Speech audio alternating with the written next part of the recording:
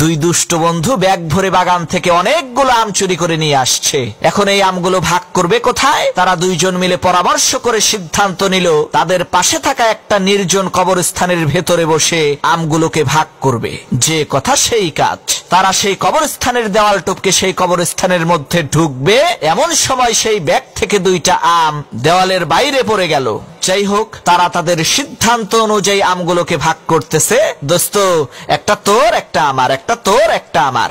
এরই মধ্যে সেই কবরস্থানের পাশ দিয়ে এক লোক হেঁটে যাচ্ছিল। এখন সেই লোক তো আর জানে না যে কবরস্থানের দেওয়াল টপকে তার মধ্যে চোর ঢুকছে। সে তো মনে করছে কবরের মধ্য থেকে মনে হয় ভূতে কথা কয়। তখন সেই লোক তাড়াতাড়ি করে মসজিদের ইমাম সাহেবের কাছে যেয়ে বলছে, হুজুর, কবরস্থানের মধ্যে ভূত ঢুকছে, আপনি জলদি করে আমার সাথে আসেন। তখন ইমাম সাহেব কয়, আরে মিয়া, কি আজে বাজে কথা বলেন? কবরস্থানের মধ্যে আবার ভূত আসবে কোত্থেকে? চলেন তো দেখি। তখন সেই লোক আর ইমাম সাহেব দুইজন মিলে কবরস্থানের পাশে এসে দাঁড়াইছে। ইতিমধ্যে দুই বন্ধুর চুরি করা সবগুলো আম ভাগাভাগি করা শেষ। তখন এক বন্ধু আরেক বন্ধুরে বলছে, দোস্ত, এইখানে যে কয়টা আছে সেইগুলো তো আমরা খাওয়ার জন্য ভাগ করলাম, কিন্তু দেওয়ালের ওই পাশে যে দুইটা আছে ওই দুইটার কি করবি? তখন অন্য বন্ধু বলল, কেন, একটা তুই খাবি আর একটা আমি খাবো।